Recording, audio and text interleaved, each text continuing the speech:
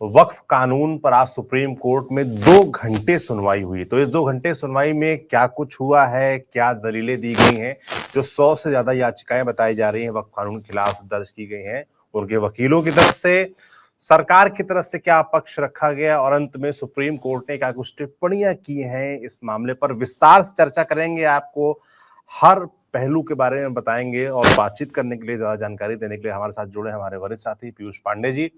पीयूष जी, बहुत सारी उत्सुकता है इसको लेकर। मैं देख रहा हूं कि शाम से ही तमाम तरह की बातें सोशल मीडिया पे चल रही हैं। अंतरिम आदेश की बात कही जा रही है, कुछ कह दिया गया है, कहा जा रहा है कल 2 बजे फिर से सुनवाई होगी इस पूरे मसले पर। तो मैं चाहता हूं कि आप बारी बारी से बताइए इस 2 घंटे में हुआ क्या।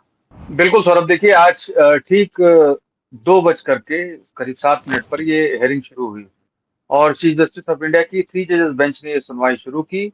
और सबसे पहले उन्होंने कहा, चूंकि इस मामले में बहुत सारी पिटीशंस हैं, बहुत सारे इंटरिम एप्लीकेशंस हैं, आवेदन हैं, तो ऐसी स्थिति में सब वकीलों को सुना जाना तो मुनासिब नहीं होगा। और इनिशियली हम 2 सवालों पर इस पर सुनवाई करेंगे। पहला ये कि मामले को हाईकोर्ट भेज दिया जाए, और दूसरा ये कि अगर हम इस मामले पर सुनवाई करते हैं तो उसके आधार क्या होंगे। तो आधारों पर सबसे पहले शुरुआत की वरिष्ठ अधिवक्ता कपिल सिब्बल ने, जी जो एक मुस्लिम जो कम्युनिटी है उसकी तरफ से भी पेश हुए। और उनकी तरफ से खास बात यह है कि वो एक संस्था है जिसकी तरफ से पिटीशन फाइल हुई है, उसके वो वकील हैं। और उन्होंने ये सीधे तौर पर पक्ष रखा सुप्रीम कोर्ट के सामने, सीजेआई के सामने, कि इस मामले में जो कानून लाया गया है, वक्फ संशोधन विधेयक जो लाया गया और उसके बाद वो कानून का रूप ले चुका है जी 2025 में, तो ऐसी स्थिति में वो जो कानून लाया गया है वो संसदीय अतिक्रमण है एक तरह से मुसलमानों के अधिकारों पर। आर्टिकल 26 जो अ, सभी धर्मों के परंपराओं को निभाने की अनुमति देता है देश में, और उनको निभाने का अधिकार एक तरह से प्राप्त है कि उसमें कोई भी किसी भी तरह का अड़चन सरकार द्वारा या किसी अन्य तरीके से नहीं लाई जा सकती है। तो वो उन्होंने जी पक्ष रखा। और पक्ष रखते हुए उन्होंने जो बेसिकली एक्ट है, जो कानून है, उसकी कई धाराओं का उल्लेख किया। सबसे पहले उन्होंने ये उल्लेख किया कि इस मामले में जो निजी व्यक्ति अगर कोई वक्फ को संपत्ति देता है, तो ऐसे में, यानी कि मुस्लिम व्यक्ति अगर कोई वक्फ को संपत्ति देता है, तो ये जो कानून है वो उस पर रोक लगाता है, उस पर कॉशन करता है कि 5 साल की अवधि होनी चाहिए मुस्लिम होने के लिए, और उसमें कई और शर्तें भी हैं। तो ये एक तो इशू था। दूसरा इशू ये था कि जो इस पर अगर वो देता है तो जाहिर सी बात है कि कॉशन है। दूसरा इशू ये था कि कलेक्टर जो है वो, उसके पास अगर कोई विवादित मसला जाता है, मान लीजिए कि मैं एक मुस्लिम व्यक्ति हूं और मैं अपनी संपत्ति किसी वक्फ को देना चाहता हूं, तो ऐसी स्थिति में अगर कोई विवाद बीच में आड़े आता है तो वो मसला कलेक्टर के पास अगर गया, तो उस दौरान वो जो जी संपत्ति है वो वक्फ संपत्ति नहीं कही जाएगी। या हम्म, फिर ऐसा कोई मसला सामने आता है जो पहले से वक्फ संपत्ति है, उसमें कोई विवाद सामने आता है और कलेक्टर के पास जाता है, तो वो वक्फ संपत्ति उस दौरान नहीं करी जाएगी जब तक कि इस मामले पर कलेक्टर अपनी प्रक्रिया निभा रहे होंगे, या फिर उसमें सुनवाई कर रहे होंगे, और या फिर उसके पक्षों के बारे में जानकारी ले रहे होंगे। तो दूसरा पहलू जी ये था। तीसरा एक पहलू ये था कि इसमें अदालतें जो घोषित कर चुकी हैं, जाहिर सी बात है कि हम्म, अदालतों ने जिन संपत्तियों को वक्फ संपत्ति घोषित किया है, तो ऐसी स्थिति में ये कानून उनके आदेशों को एक तरह से नलीफाइड करता है, खत्म करता है, और वो जो संपत्तियां हैं उन पर फिर से नए सिरे से विचार किया जाएगा। तो एक इशू ये भी था। अब सुप्रीम कोर्ट के सामने कई सवाल जब सामने आए, और इसके बाद जो वरिष्ठ अधिवक्ता हैं राजीव धवन, उन्होंने भी इसी से शुरुआत की कि मुस्लिमों की जो संपत्ति है, वो जो पर्सनल लॉ है उनका, उसके तहत वक्फ का जो है निर्माण किया जाता है। और वक्फ में ये कानून खास तौर पर जो एक्स ऑफिशियो मेंबर हैं और मेंबर हैं, वो अन्य धर्मों जी के रखने की इजाजत देता है। तो ऐसी स्थिति में कैसे आखिर इसको सही माना जा सकता है, जबकि ये सीधे तौर पर मुस्लिम पर्सनल लॉ के खिलाफ, और जो आर्टिकल 14 है आर्टिकल 21 है, 22 है, आर्टिकल 300 का सबसेक्शन 2 है, वो इन सभी आर्टिकल्स के खिलाफ है। और इसके साथ ही जो आर्टिकल 26 है उसका सीधे तौर पर उल्लंघन हो रहा है इससे। राजीव धवन के अलावा सीयू सिंह और इसके अलावा अन्य तमाम निजाम पाशा, तमाम जी। अधिवक्ताओं ने सुप्रीम कोर्ट के समक्ष अपने तर्क रखे। इसके बाद सीजीआई ने ये जो जो अभी तक आपने सॉलिसिटर बताया जनरल, ये सब मुख्य दलीलें हो गई हैं, मुझे लगता है पीयूष जी, जो वक्फ कानून के मुख्य खिलाफ दलीलें थी। जो दलीलें दी गई वो हैं ये। अब आप बता रहे हैं कि बिल्कुल, देखिए, सीजीआई और जज जो बैठे थे, बेंच ने क्या बोला? देखिए इस मामले में जब कपिल सिब्बल ने शुरुआत की तो क्रॉस क्वेश्चनिंग कई मौकों पर सीजीआई ने भी की। सीजीआई ने जैसे ये पूछा कि अगर वक्फ में कोई अन्य धर्म का व्यक्ति शामिल हो जाता है तो उससे परेशानी क्या है, ये हाँ, सवाल पूछा गया। तब जी, ये हवाला राजीव धवन की तरफ से भी दिया गया कि जो पर्सनल लॉ है वो अलाउ नहीं करता है। और ऐसे में आर्टिकल 26 आड़े आ जाता है कि भाई आप कैसे किसी भी पर्सनल लॉ में जो बेसिकली जो आर्टिकल 26 का अगर आप पूरा गौर करेंगे, उसका उसकी उसकी जो व्याख्या है, उसकी परिभाषा जो है, वो ये स्पष्ट करती है कि जो परंपराएं हैं किसी भी धर्म की और जो उसकी पूजा अर्चना इबादत जो भी उसके तरीके हैं, उनको किसी भी तरीके से उनकी बेसिकली आत्मा को नहीं बदला जा सकता, उनके तौर तरीकों को नहीं बदला जा सकता। तो ये आर्टिकल 26 में दिया हुआ है। तो सबसे बड़ा वायलेशन उसी का बताया जा रहा था। मुस्लिम जो याचिकाकर्ता हैं उनके तरफ से जो बेसिकली एडवोकेट्स पेश हुए, और इसमें कई जो राजनेता भी हैं, असदुद्दीन ओवैसी हो गए, कांग्रेस के एक प्रतिनिधि हैं, इसके अलावा टीएमसी के भी, और इसके अलावा अन्य कई दलों ने भी सुप्रीम कोर्ट में याचिकाएं दाखिल की हैं।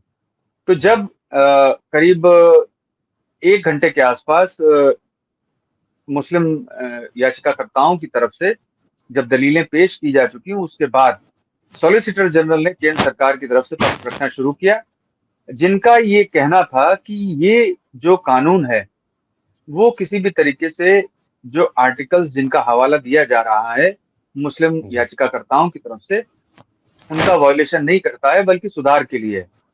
लेकिन इस दौरान कई सवाल सीजीआई की तरफ से खड़े किए गए। जब हाँ, सीजीआई की तरफ से ये पूछा गया कि आखिर किसी हिंदू ट्रस्ट में क्या मुस्लिम व्यक्ति को रखा जाता है, यानी कि एक मान लीजिए कि हिंदू जी, मंदिर है, उसका जो ट्रस्ट होता है उसके सभी जो मेंबरान होते हैं, सभी सदस्य जो होते हैं, वो आमतौर पर हिंदू ही होते हैं। हाँ, यदा कदा अगर कहीं पर रख दिया गया हो तो उसके बारे में अभी तक कोई दलील सॉलिसिटर जनरल की तरफ से नहीं पेश की गई। और जी, जो हर एक मसला उठाया गया था मुस्लिम याचिकाकर्ताओं की तरफ से, उनका जवाब सॉलिसिटर जनरल दे रहे थे बारीकी से, हाँ, और बारी बारी से हर एक जो प्रोविजंस हैं वक्फ संशोधन अधिनियम के, उस पर वो अपना जवाब दे रहे थे। और इस जवाब के दौरान सीजीआई ने तमाम सवाल किए, जस्टिस विश्वनाथन ने कई सवाल किए, और इसके बाद सीजीआई ने ये तय किया कि इस मामले में वो एक अंतरिम आदेश जारी करेंगे। पहले पहले उन्होंने ये भी अपनी राय रखी कि इस मामले में केंद्र सरकार को हम नोटिस जारी कर देते हैं। तब सॉलिसिटर जनरल ने ये कहा कि हाँ ठीक है, नोटिस जारी कर दीजिए, हम 2 हफ्ते में इसका जवाब दे देंगे। उसके बाद सुनवाई के बाद इस मामले पर सुप्रीम कोर्ट ये निर्णय ले सकता है कि मामला सुप्रीम कोर्ट में सुना जाए या फिर हाईकोर्ट में भेज दिया जाए। चूंकि जी, देश भर के तमाम हाईकोर्ट में भी वक्फ संशोधन अधिनियम को लेकर के तमाम याचिकाएं लंबित हैं। और एक बार ये भी विचार आया सामने कि इस मामले में जो हाईकोर्ट में पिटिशंस पेंडिंग है उन सबको ट्रांसफर कर लिया जाए सुप्रीम कोर्ट में। लेकिन जी, तब भी सरकार की तरफ से जो वकील थे उनकी तरफ से ये कहा गया, बेसिकली हरीश साल्वे ने इसका विरोध किया कि नहीं, हाईकोर्ट के जो मामले हैं उनको यहाँ पर बुलाए जाने की जरूरत नहीं है, उनको ट्रांसफर करने की जरूरत नहीं है। लेकिन इस दौरान 3 जो एस्पेक्ट थे उन पर सीजीआई ने ये कहा कि हम इस पर अंतरिम आदेश जारी कर रहे हैं। और जैसे जी, ही वो अंतरिम आदेश जारी करने लगे, तब सॉलिसिटर जनरल की तरफ से इस पर अनुरोध किया गया कि अभी वो इस मामले में आदेश नहीं जारी करें, और हाँ, जो सरकार है उसका पूरा पक्ष सुन लें, क्योंकि ये एक लॉ जो संसद द्वारा लाया गया है, और संसद ने इस मामले पर गंभीर विचार विमर्श करने के बाद ही इसे कानून का रूप दिया है। तो ये जब सारी चीजें सामने आई, तब उसके बाद सीजीआई ने ये तय किया कि वो कल तक के लिए इस सुनवाई को मुलतवी कर रहे हैं, और जो आदेश था उसको भी डेफर कर दिया। हालांकि आदेश लिखवाया गया था, लेकिन फिर भी उसको डेफर कर दिया गया। जी सौरभ। बिल्कुल, तो आपने मुख्य तौर पर बता दिया कि सुप्रीम कोर्ट की तरफ से आज अंतरिम फैसला नहीं दिया गया, क्योंकि सॉलिसिटर जनरल की तरफ से ये डिमांड की गई कि कल फिर से सुनवाई हो। तो आज अगर इसको देखा जाए, तो मैं कुछ खबरें देख रहा जिसमें कहा जा रहा था कि मुस्लिम पक्ष को झटका, उनको अंतरिम रोक नहीं लगाई गई इस पूरे कानून को लेकर, और अब कल सुनवाई होने वाली है जो, और 3 आपने मुख्य बिंदु बताए, तो इसको मतलब आज जो सुनवाई हो उसको किस तरीके से देखा जाना चाहिए? देखिए, जो सीजीआई का रुख था और सीजीआई ने जो संकेत दे दिए हैं, उसमें साफ तौर पर ये है कि सीजीआई ने सरकार को ये चेतावनी दे दी है कि 3 पहलुओं पर वो यथास्थिति, यानी एक तरह से अप्रत्यक्ष तौर पर रोक लगाने का आदेश सुप्रीम कोर्ट की ओर से जारी किया जा सकता है। और मैं 3 बिंदु भी बता देता हूं कि वो बिंदु क्या थे जी। जिस पर सुप्रीम कोर्ट ने अपना लिखे हुए आदेश को कल तक के लिए स्थगित कर दिया। वो हाँ। 3 बिंदु थे। पहला बिंदु ये था कि जो संपत्ति है, अगर किसी व्यक्ति के द्वारा वक्फ को दी जाती है और या फिर अदालत के आदेश द्वारा घोषित की जा चुकी है, तो ऐसे में उस संपत्ति पर ये नहीं कहा जाएगा कि वो जो कानून लागू अगर होगा तो वो वक्फ संपत्ति नहीं कही जा सकती। लेकिन सुप्रीम कोर्ट ने एक तरह से उस धारा पर रोक लगाने का आदेश जारी करने की अपनी मंशा जता दी।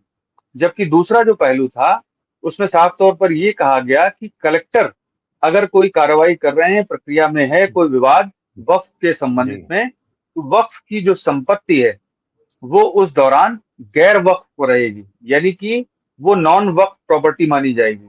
तो उस पर भी कर दिया कि वो कलेक्टर अपनी प्रक्रिया जारी रखें, अपना जो कार्रवाई है वो जारी रखेंगे, लेकिन जो जो प्रोविजन है वो लागू नहीं होगा। यानी कि जो अगर ये प्रोविजन लागू होगा तो वो गैर वक्फ संपत्ति हो जाएगी, लेकिन अगर प्रोविजन नहीं लागू होगा तो जो पूर्व की स्थिति थी 1995 का जो एक्ट है वही स्थिति रहेगी, यानी कि वो वक्फ संपत्ति ही मानी जाएगी उस दौरान भी, जब तक कि उस विवाद पर कलेक्टर द्वारा कोई निर्णय लिया जाता है। जी। तीसरा जो मसला था कि एक्स ऑफिशियो मेंबर और मेंबरान, तो एक्स ऑफिशियो मेंबर पर सुप्रीम कोर्ट ने कहा कि हाँ ठीक है, एक्स ऑफिशियो मेंबर आप किसी भी धर्म का रख लीजिए, कोई दिक्कत नहीं है, लेकिन जो मूल सदस्य होंगे वो मुस्लिम हम्म। धर्म के ही होंगे।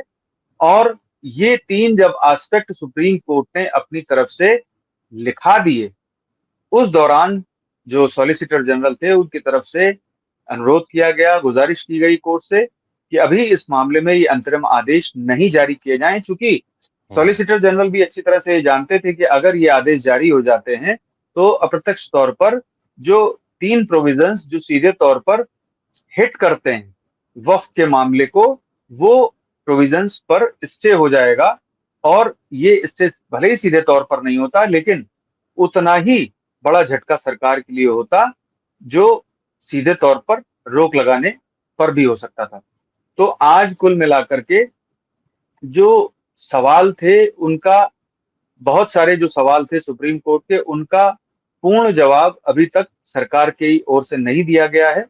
और ये संभावना है कि कल सुप्रीम कोर्ट के समक्ष सॉलिसिटर जनरल और जो सरकार की तरफ से वकील पेश होंगे, वो सुप्रीम कोर्ट को संतुष्ट कर पाएंगे कि जो कानून लाया गया है वो उचित है, और उसके जो प्रोविजंस हैं वो किसी भी तरीके से मुस्लिम पर्सनल लॉ या आर्टिकल 26 या जो अन्य अनुच्छेद हैं जो संविधान में अधिकार प्रदान करते हैं हर एक नागरिक को, चाहे वो किसी भी धर्म का हो, वो उनका उल्लंघन नहीं करता है। तो ऐसी स्थिति में जबकि आज सुप्रीम कोर्ट ने नोटिस जारी करने और ये 3 जो एंटरिम ऑर्डर के पहलू थे वो लिखवाने के बाद भी अपना आदेश पूरी तरह से डिफर कर दिया, स्थगित कर दिया कल तक के लिए, तो अब कल तक इंतजार करना होगा कि दोपहर 2 बजे जी। कल जब सुनवाई सुप्रीम कोर्ट में शुरू होगी, तब देखना ये होगा कि सॉलिसिटर जनरल किस तरीके से सुप्रीम कोर्ट को संतुष्ट करते हैं। और उसके बाद सॉलिसिटर जनरल के पक्ष रखने के बाद जो रिबटल होगा, यानी कि प्रत्युत्तर दिया जाएगा याचिकाकर्ताओं की तरफ से, वो सुप्रीम कोर्ट को कितना प्रभावित करता है। और सुप्रीम कोर्ट अपने अंतरिम जो आदेश, 3 आदेश जिनको प्रस्ताव सुप्रीम कोर्ट ने दिया, वो अंतरिम आदेश जारी रखता है या फिर आदेशों को हटा करके इस मामले का निपटारा कर देता है। ये कल सुप्रीम कोर्ट का रुख देखकर ही पता चलेगा।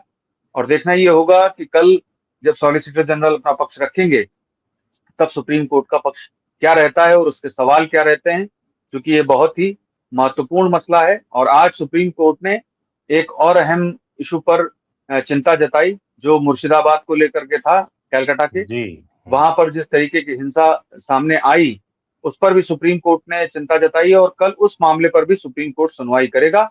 उसके संबंध में एक अन्य याचिका सुप्रीम कोर्ट में दाखिल की गई है और उस याचिका पर भी सुप्रीम कोर्ट कल सुनवाई करेगा।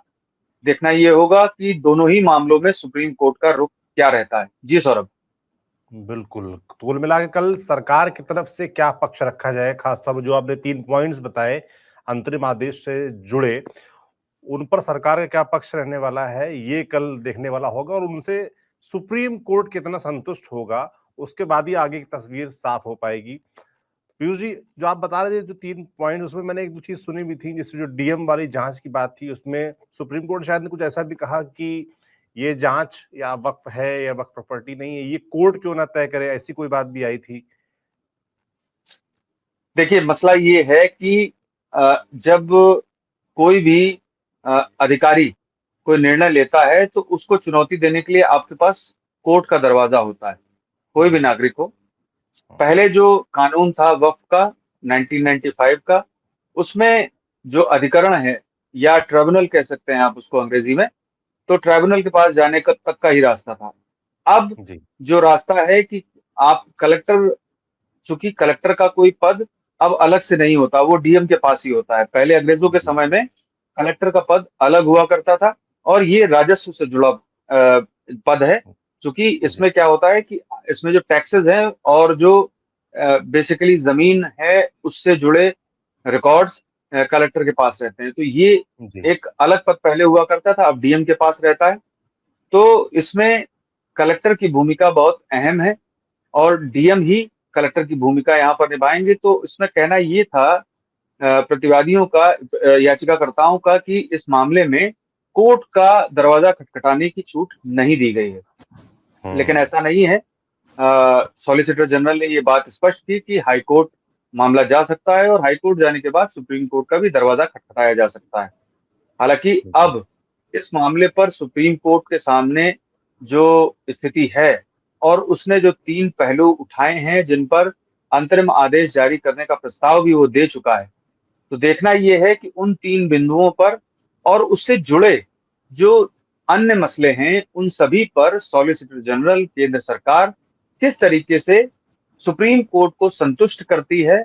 और ये जरूरी होगा कि सुप्रीम कोर्ट के हर एक सवाल का ऐसा जवाब हो सरकार के पास जो ये स्पष्ट कर सके कि कानून किसी भी तरीके से संविधान में प्रदत्त जो अधिकार हैं नागरिकों के लिए और किसी भी संप्रदाय के लिए, वो उनका वॉयलेशन नहीं करता है, उनका उल्लंघन नहीं करता है। अन्यथा इस बिल्कुल पीयूष मामले जी, में आज सुप्रीम कोर्ट। दूसरी जो सबसे ज्यादा चर्चा जी। मैं देख रहा हूँ सोशल मीडिया पे इस पूरे मसले पे सुनवाई पर जो है, वो उस बात को लेकर है जिसमें पूछा गया है कि भाई जो हिंदू तमाम बोर्ड बने हुए हैं, तिरुपति मंदिर का जिक्र आया जो उनका बोर्ड बना हुआ है, क्या उसमें किसी अन्य धर्म के लोग शामिल हैं? ये जो सवाल उठा, इसको लेकर बड़ी चर्चा है, इसके बारे में थोड़ा अगर आप विस्तार से बता पाएं क्या हुआ था। बिल्कुल, देखिए, जो एक्ट है, जो वक्फ संशोधन अधिनियम है, कानून है, उसमें एक बोर्ड जो बनाया जाएगा, वक्फ बोर्ड, उस बोर्ड में गैर मुस्लिम लोगों को भी सदस्य के तौर पर रखा गया है। एक्स हम्म। ऑफिशियल जो मेंबर होते हैं, पदेन सदस्य होते हैं, उनके अलावा। तो सुप्रीम कोर्ट का जो तीसरा पहलू मैंने आपको गिनाया था, कि तीसरा पहलू ये था एंटरिम ऑर्डर जो प्रस्तावित है उसका, कि जो पदेन सदस्य होंगे उनको छोड़ करके जो मूल सदस्य होंगे वो मुस्लिम ही होने चाहिए। उसकी वजह ये थी कि जो बोर्ड होते हैं या हिंदू मंदिरों के जो ट्रस्ट होते हैं, क्योंकि तमाम हिंदू जो मंदिर हैं देश भर में, उनके बोर्ड हों या उनके ट्रस्ट हों, उनमें जो पदाधिकारी हैं वो सभी आमतौर पर हिंदू हैं। अब हम्म, देखने वाली बात ये है कि एक तरह का ट्रस्ट ही है, यही दलील दी गई थी सॉलिसिटर जनरल की तरफ से कोर्ट में कि जो वक्फ है वो भी एक तरह का ट्रस्ट ही है जो प्रबंधन करेगा वक्फ का, यानी कि संपत्तियों का जो मुस्लिमों से जुड़ी हुई हैं। और उसमें वो ये कारण स्पष्ट नहीं कर सके कि आखिर जो अन्य धर्म का व्यक्ति है वो उसमें सदस्य के तौर पर क्यों शामिल होना चाहिए। क्योंकि जी सुप्रीम कोर्ट का सवाल ही यही था कि जब हिंदू मंदिरों के जो बोर्ड हैं या ट्रस्ट हैं, उनमें कोई अन्य धर्म का व्यक्ति शामिल नहीं किया जाता है, तो आखिर मुस्लिम धर्म का जो वक्फ होगा या उसे आप एक ट्रस्ट का नाम दे दें, तो उसमें कैसे शामिल किया जा सकता है किसी अन्य धर्म के व्यक्ति को। तो ये सवाल बहुत ही चौंकाने वाला था और इस सवाल के बारे में शायद सॉलिसिटर जनरल ने इस तरीके से नहीं सोचा होगा कि उसे हिंदू धर्म के बोर्ड के आधार पर सुप्रीम कोर्ट द्वारा पूछा जा सकता है। और जी यही वजह थी कि वो इस अपने जवाब में ये स्पष्ट नहीं कर सके, क्योंकि उनका ये कहना था कि अब जो कोई मुस्लिम व्यक्ति होगा वो ट्रस्ट भी बना सकेगा। पहले उसे वक्त में ही संपत्ति देनी होती थी, चाहे ना चाहे उसे देना ही पड़ता था, और अब उसके पास ये मौका है कि वो दे या ना दे। जी और ऐसी तमाम बातें उन्होंने कोर्ट के सामने रखी, लेकिन कोर्ट संतुष्ट नहीं हुआ। अब देखना यह है कि कल जब इस सवाल का वो जवाब देते हैं, तो क्या ऐसा कोई हिंदू बोर्ड है मंदिर का जिसमें किसी अन्य धर्म का कोई सदस्य शामिल हो, भले ही वो मुस्लिम हो, जैन हो, सिख हो, ईसाई हो, पारसी हो। जी अगर ऐसा होगा तो शायद सुप्रीम कोर्ट इस बात से सहमत हो जाए कि जो वक्फ के लिए बोर्ड बनाया जाएगा, क्योंकि काउंसिल तो अभी है ही नहीं, और इसमें जो एक्ट है उसमें काउंसिल की भी बात की गई है, वक्फ काउंसिल की भी बात की गई है। तो जो बोर्ड बनाया जाएगा उसमें किसी अन्य धर्म, यानी मुस्लिम धर्म से इतर किसी अन्य धर्म के व्यक्ति को रखा जाना उचित है। अगर सॉलिसिटर जनरल के पास ये तर्क रहता है कि नहीं, हिंदू मंदिर के बोर्ड या किसी अन्य धर्म के जो बोर्ड बनते हैं वो ईसाई का भी हो सकता है, या फिर आप सिख धर्म के जो मंदिर बने हुए हैं उनके जो बोर्ड हैं या उनके जो ट्रस्ट हैं, उनका भी हवाला दिया जा सकता है सुप्रीम कोर्ट में सॉलिसिटर जनरल की तरफ से। लेकिन सुप्रीम कोर्ट कितना उससे संतुष्ट होता है, ये जी कल आपको दोपहर 2 बजे के सुनवाई में ही देखने को मिलेगा। और जिस तरीके का रुख आज सुप्रीम कोर्ट ने अपनाया है, उससे सीधे तौर पर यह लगता है कि सुप्रीम कोर्ट इस मामले में जो कानून से उल्लंघन हो रहा है, वक्फ संशोधन अधिनियम जिस तरीके से मुस्लिम पर्सनल लॉ और जो आर्टिकल 26 है उसका जो उल्लंघन सुप्रीम कोर्ट ने प्रथम दृष्टया पाया है, उसके बेसिस पर 3 जो पहलू थे उन पर जो अपना एंट्रीम ऑर्डर जारी करने की मंशा भी जाहिर की है, उस पर कितना आगे बढ़ता है ये कल देखने वाली बात होगी। जी सौरभ। बिल्कुल, कल की सुनवाई बहुत ही मुझे लगता है इंटरेस्टिंग रहने वाली है और मुझे लगता है कि जो भी पक्ष है इसमें सबकी नजर रहने वाली, पूरे देश की नजर रहेगी कल की सुनवाई पर। पीयूष जी, आपने बिल्कुल डिटेल में हमको, हमारे दर्शकों को समझाया कि आज 2 घंटे में क्या हुआ, प्रमुख तौर पर जो मुख्य बिंदु थे वो क्या थे। आपका बहुत बहुत धन्यवाद। कल फिर से आपको जोड़ने का प्रयास रहेगा और कल की सुनवाई जाहिर तौर पर बड़ी इंपॉर्टेंट रहने वाली है। सरकार अपना पक्ष रखेगी, उसके बाद इंटरिम आदेश क्या देता है सुप्रीम कोर्ट, ये देखने वाला होगा। देता है कि नहीं देता है, ये भी देखने वाला होगा। तो पीयूष जी, आपका बहुत धन्यवाद। बाकी हम पूरे मसले पर लगातार नजर रखे हुए हैं, जो भी अपडेट्स आएंगे आप तक हम जरूर पहुंचाएंगे। आप देखते रहिए TV9 डिजिटल। शुक्रिया।